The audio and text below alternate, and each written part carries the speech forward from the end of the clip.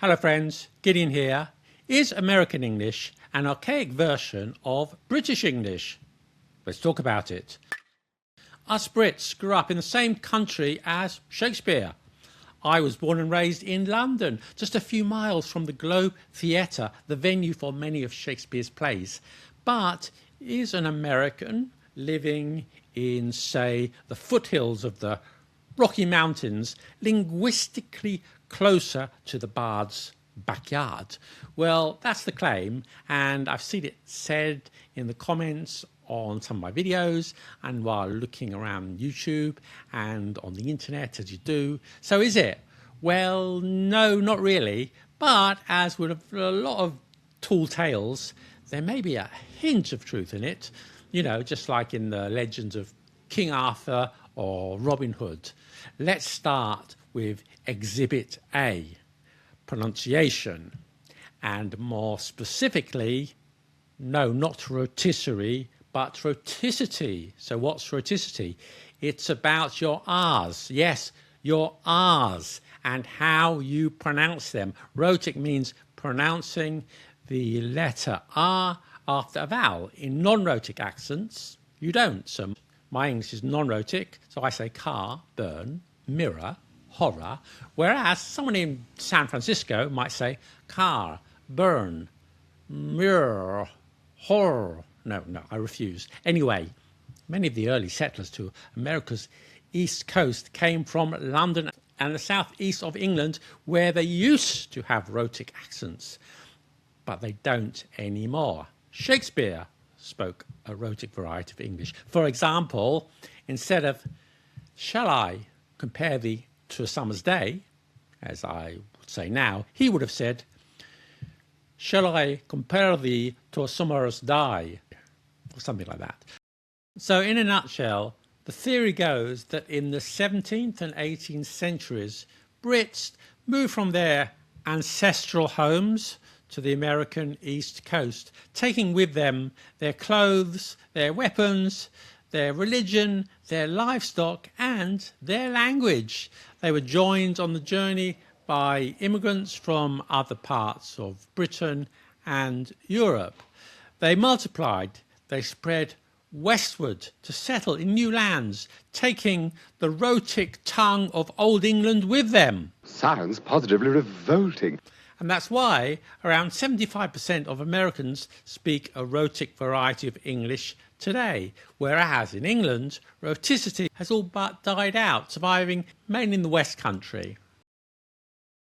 There were many waves of immigration from Britain, including over 200,000 Ulster Scots who moved to the Americas between 1717 and 1775.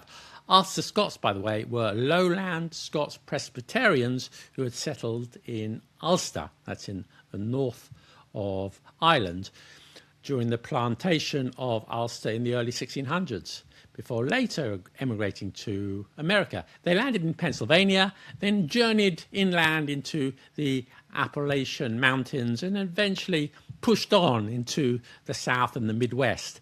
And it's these very settlers who likely had the greatest influence on American rhoticity. And there is still a continuity of Ulster Scots in Northern Ireland today, and their accent remains rhotic, as it does for all of Ireland, I believe. So we can't say that American rhoticity is somehow older or more original than British rhoticity. Both sides kept the old pronunciation. But the story of rhoticity doesn't end there. What happened on the East Coast is interesting. Remember that those early settlers on the East Coast were rhotic. But by the late 18th century, the London accent had become non-rhotic. And I'm talking more about the upper class London accent here. Okay, and back in the newly independent US, despite throwing off the colonial shackles, the accent of the elite in London still carried prestige. Yeah, London was swinging, and Americans wanted a piece of that non-rhotic action, especially in the American port cities that maintained strong ties with the old country, Boston, New York, and parts of the South. So the non-rhotic accent got exported back to the former colonies. During the time of the Irish potato famine, it's between 1845 and 1855, more than 1.5 million Irish sought refuge in the US. Many of them moved to Boston and New York. These immigrants would have spoken a rhotic form of English, and yet Boston and New York are two of the cities known for its non-rhoticity, amongst other things. But the non-rhotic accent had already been established there, and the children of these Irish immigrants shared the speech pattern of their parents.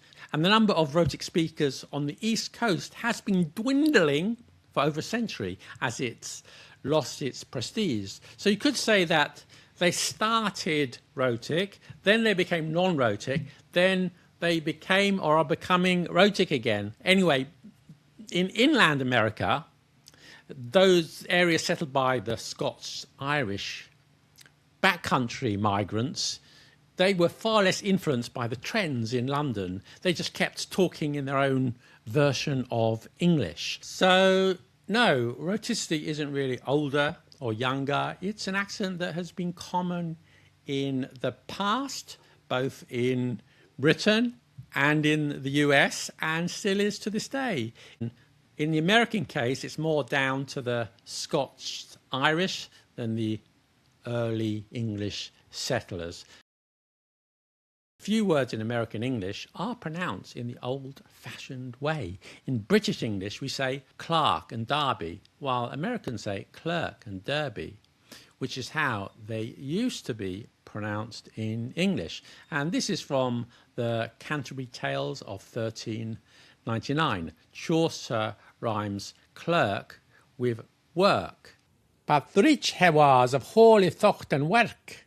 He was also a learned man, a clerk. Although in Chaucer's day, a clerk meant anybody who could read and write. It's possible that the Americans are using the older pronunciation, but correlation does not mean causation. Could Americans have just seen the irregular spelling of Derby and Clark, and just started pronouncing it as it was written? There is herb, which is a French word, herbe in French, and when it was borrowed by the English, it was pronounced with a silent H, and Americans have maintained that pronunciation. Herb. Whereas the British, seeing an H, have started to pronounce it, herb. So that's one word, at least we can say, is pronounced the older way and the more correct way, or closer to the French, the original French at least. Exhibit B, vocabulary. Indeed, there are a few words that were common in Shakespeare's day, but have now become archaic in British English. But they live on in American English. So mad, meaning angry, which was used by Shakespeare and in the King James Bible. Full, meaning autumn. That is an older British form, no longer in use.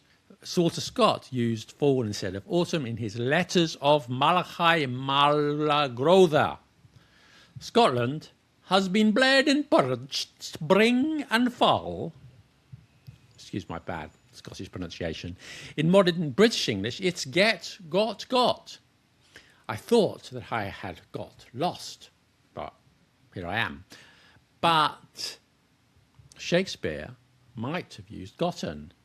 Here's an example. Come on, brave soldiers, doubt not of the day, and once gotten, doubt not of large pay. In Shakespeare's day, they would have been familiar with I guess, meaning I suppose. Now, the word trash is interesting. Of course, in modern British English, we say rubbish, but it can be traced back to an old word of Scandinavian origin, meaning fallen leaves and twigs, and later on took on the meaning of worthless things. And other words that survived in America but died out in the old country, in Britain, include candy, faucet, diaper, skillet, sweets, taps, nappies, and frying pans. There were a few idioms that the Americans have kept an older version, such as a tempest in a teapot, is what they say in the US when someone is getting angry about something that's not important, or as a British would say, a storm in a teacup. Does the fact that Americans still use a handful of words that have fallen out of favour in Britain mean that they speak a more conservative form of English? Well, no, not really. And moreover, America has helped reshape modern English. So let's finish by having a brief look at what the Americans have given us in return. When the early settlers arrived, they came across a new and unfamiliar environment, and it's the duty of explorers to give names to things that they're unfamiliar with. And they came up with words such as clearing, watershed, foothill. They borrowed words from the locals being the Native Americans: raccoon, skunk, squash, pecan, totem. Settlers and immigrants to America from other parts of Europe contributed boss, cookie, coleslaw, poppycock. They're all from Dutch. From German, hamburger, deli, kindergarten. From Spanish, ranch, canyon, plaza. From French, bureau, chowder, prairie. From Yiddish, chutzpah, schmooze, glitch. You know, when they invented new things or new concepts, they gave them names. The list, once again, is long, and here are just a handful: telephone, jazz, teenager, skyscraper, supermarket, brainstorm, email, 24/7, happy hour, and shootout. That's got to be American. And an honourable mention to discombobulate and rambunctious, two American words that I love. And some everyday expressions: a ballpark figure, an elevator pitch, to take a rain check, and some that we think are British but they're not, such as stiff upper lip, meaning keeping your cool in a difficult situation, or to go Dutch, meaning each person pays their share of the bill in a restaurant. Let me pay. No, let's go Dutch. And surprisingly, Bob's your uncle, that quintessentially British phrase. And for example, press the button and Bob's your uncle, it works. And I took more about idioms and their origins in my groundbreaking book, Middlechester Chronicles and the Story of Idioms, a witty and satirical look at 347 English idioms and their origins, told through stories. Get the first chapter for free. Go to auntie.co.uk or check out the link in the description. That's all for now. Have a beautiful day. Bye.